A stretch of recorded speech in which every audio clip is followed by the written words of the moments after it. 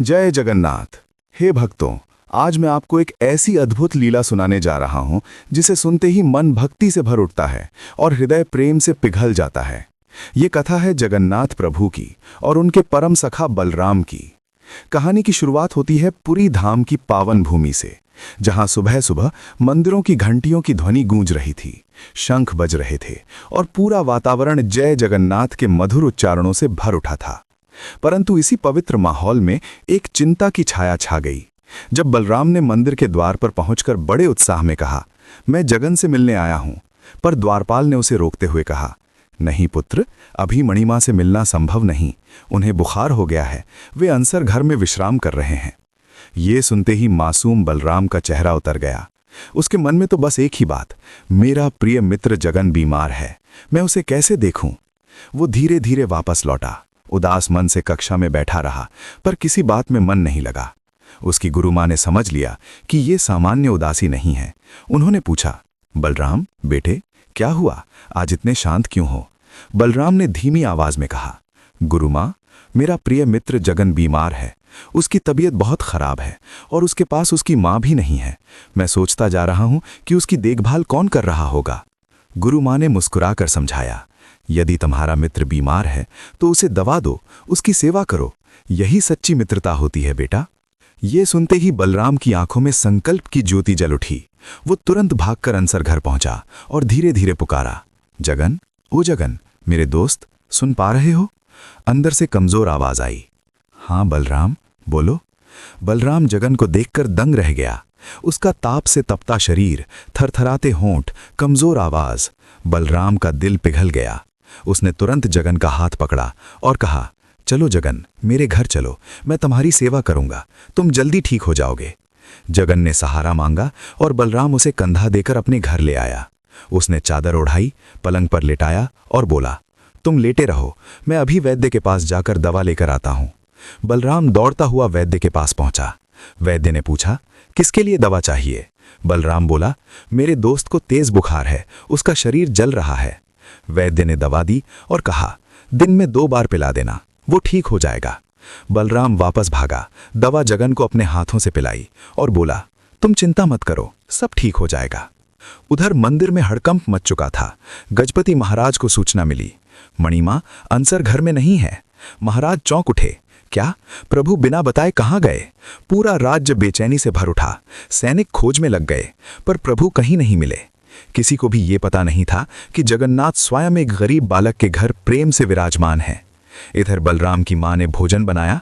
उन्होंने कहा, आज दाल खिचड़ी बनाई है क्योंकि मेरे बलराम को बहुत पसंद है। पर बलराम खुद खाने नहीं आया। माँ ने पुकारा, बलराम आओ, खाना खा लो। बलराम बोला, मैं जगन के साथ खाऊंगा। वो थाली लेकर भीतर गया और बोला, जगन उठो मेरे दोस्त, थोड़ा खा लो। पर जगन बोला, मुझे भूख नहीं है, बहुत कमजोरी है। बलराम ने उसके सिर पर हाथ रखकर कहा, ऐसे कैसे चलेगा, तुम्हें खाना पड़ेगा, मैं खिलाता हूं। और वो उसे अपने हाथों से कौर कौर खिलाने लगा। इस प्रेम को देखकर माता पिता के दिल पिघल गए। मगर तभी माँ ने अचानक कहा, बलराम, क्या तुमने सुना, हमारे काले ठाकुर बड़े मंदिर से 2 दिन पहले कहीं चले गए हैं। बलराम ने शांत स्वर में कहा, वे कहीं नहीं गए माँ, वे यहीं हैं, हमारे घर में। माँ चौंक गईं। बलराम, ठाकुर का नाम लेकर मजाक मत करो, कौन सी बात कर रहे हो? बलराम बोला, मैं झूठ नहीं बोल रहा माँ, सच कह रहा हूँ। जगन वही हमारे ठाकुर हैं। माता पिता अवाक रह गए। इतने छोटे बच्चे के मुंह से इतना बड़ा दावा सुनकर वे हतप्रभ रह गए।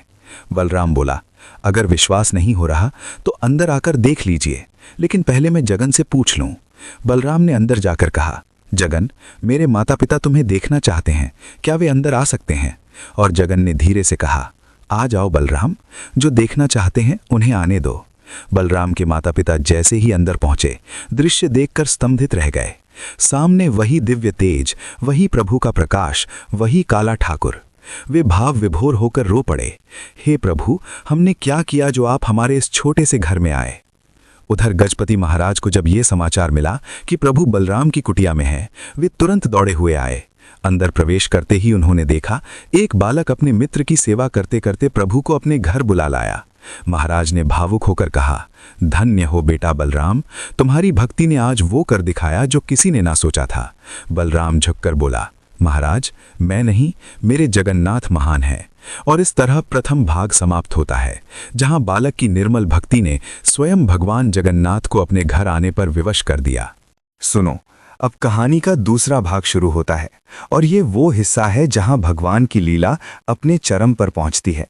जैसे कोई महापुरुष अपने प्रिय शिष्य को धीरे धीरे रहस्य बताता है, वैसे ही ये कथा अब अपने उस मोड़ पर आती है जहां मन श्रद्धा से भर उठता है और आत्मा तक एक कंपन पहुंचता है। तुम्हें याद होगा, राजा प्रताप रुद्रदेव, बलराम दास और उनके साथ कई सेवक प्रभुदास की छोटी सी कुटिया तक पहुंचे थे, और वहां मिली वे श्वेत चादरें जिन्हें देखकर राजा की आंखों में आश्चर्य, श्रद्धा और विस्मय के भाव एक साथ उमड़ पड़े। पर कहानी यहीं खत्म नहीं होती, असल लीला तो अब शुरू होती है। प्रभुदास तो बेचारे फूट फूट कर रो पड़े थे जब उन्हें ये पता चला कि जिन दो सुंदर बालकों को वे रोज पान खिलाते थे, वे कोई साधारण मनुष्य नहीं, स्वयं भगवान जगन्नाथ और भगवान बलभद्र थे। उनकी हालत ऐसी थी जैसे किसी ने उनके सीने में भक्ति का समुद्र भर दिया हो, और वो समुद्र अब आंसुओं के रूप में बह रहा हो। राजा उनके पास आते हैं, उनके कांपते कंधों पर हाथ रखते हैं और कहते हैं, प्रभुदास, तुम्हें रोने की आवश्यकता नहीं है। ये कोई अपराध नहीं है, ये तो वो भाग्य है जो हजारों जन्मों के कठोर तप के बाद भी किसी किसी को मिलता है। तुम धन्य हो, तुम्हारी भक्ति धन्य है। लेकिन प्रभुदास रोते रोते कहते हैं, महाराज, मैंने उनसे दाम मांगे, मैंने उनसे चादर रखवा ली, मुझे क्या पता था कि वे मेरे प्रभु हैं। राजा मुस्कुराते हैं। वो मुस्कान ऐसी थी जिसमें प्यार भी था, श्रद्धा भी थी और भगवान पर पूरा विश्वास भी। प्रभुदास, भगवान वही लेते हैं जो भक्त के मन में शुद्ध भाव हो। उन्होंने तुमसे दाम नहीं, तुम्हारा भाव लिया है, और यही सबसे बड़ा खजाना है। बलराम दास भी प्रभुदास को समझाते हैं, प्रभुदास, प्रभु ने तुम्हें नहीं छोड़ा। अगर उन्हें अपमान लगता तो वे क्यों रोज तुम्हारे पास आते? तुम्हारा पान तो साधारण पत्ते और सुपारी से बना था, लेकिन तुम्हारे हाथों का प्रेम, भक्ति और समर्पण उसे दिव्य बना देता था। प्रभु उसी भाव के भूखे होते हैं। तभी राजा अपने सैनिकों को आदेश देते हैं, चलो सब लोग मंदिर वापस चलेंगे, आज एक नई परंपरा शुरू होगी। आज से भगवान जगन्नाथ को भोजन के बाद पान चढ़ाया जाएगा, जैसा प्रभुदास ने अपने मन में इच्छा की थी। पूरा काफिला वापस मंदिर की ओर चलता है। लोगों को जब ये खबर मिलती है तो भीड़ उमड़ पड़ती है। हर कोई बस यही जानना चाहता है, क्या सच में भगवान जगन्नाथ स्वयं पान खाने एक साधारण पान वाले की कुटिया में जाते थे? और जब भीड़ प्रभुदास को देखती है, सभी के चेहरे पर भक्ति का भाव आ जाता है, क्योंकि अब वो कोई साधारण मनुष्य नहीं था, वो भक्त था जिसे भगवान ने अपने हाथों से वरदान दिया था। मंदिर पहुंचते ही पुजारी चादरें वापस विग्रहों पर उड़ाते हैं। सबके मन में एक अजीब सा कंपन, जैसे कोई दिव्य ऊर्जा पूरे मंदिर परिसर में फैल रही हो। उसी क्षण राजा घोषणा करते हैं, आज से प्रतिदिन भोजन के बाद प्रभु को पान अर्पित किया जाएगा। इस परंपरा को कोई नहीं तोड़ेगा। प्रभुदास स्वयं ये सेवा करेंगे। ये आदेश नहीं, सम्मान है, उस भक्ति का सम्मान जो सीधे भगवान के हृदय तक पहुंची।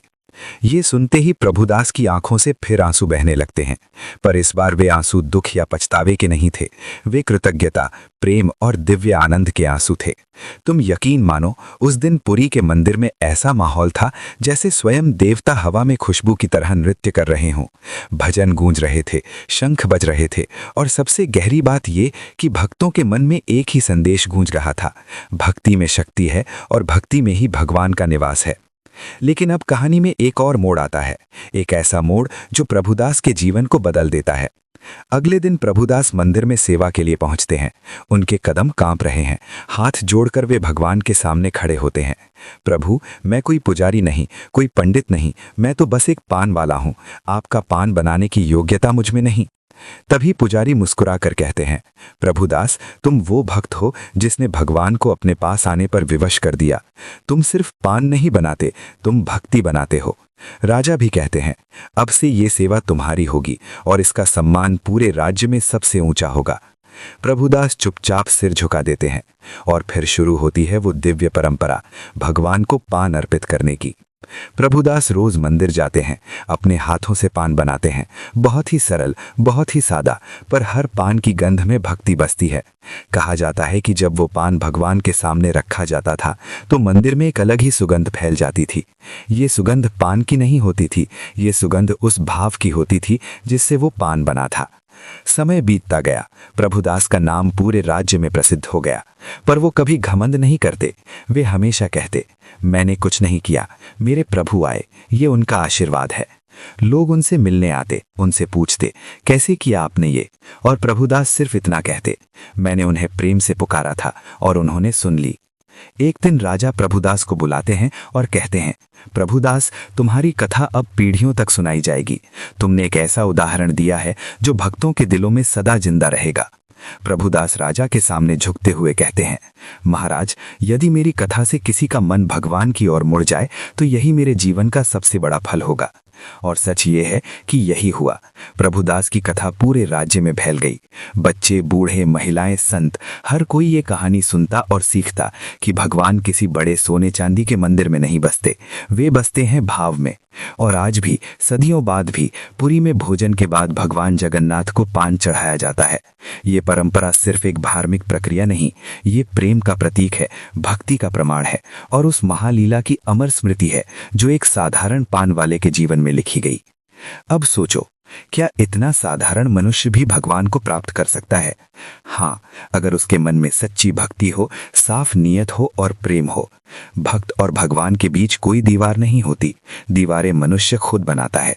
और प्रभुदास ने वो दीवार भक्ति के आगे गिरा दी थी। कहानी के अंत में राजा, बलराम दास और प्रभुदास तीनों मंदिर की सीढ़ियों पर खड़े होकर कहते हैं, प्रभु की लीला अनंत है। जो दुख में पुकारे उसे भगवान जरूर सुनते हैं, जो प्रेम से पुकारे उसे भगवान दौड़कर गले लगा लेते हैं। और इसी संदेश के साथ ये कथा पहला नहीं, अनगिनत भक्तों का जीवन बदलने का माध्यम बन जाती है। तो ये थी प्रभुदास की दिव्य कथा का दूसरा भाग, एक ऐसा अध्याय जो दिखाता है कि भगवान खुद अपने भक्तों के लिए चल कर आते हैं। यही है भक्ति की सर्वोच्च शक्ति, यही है प्रेम का चमत्कार।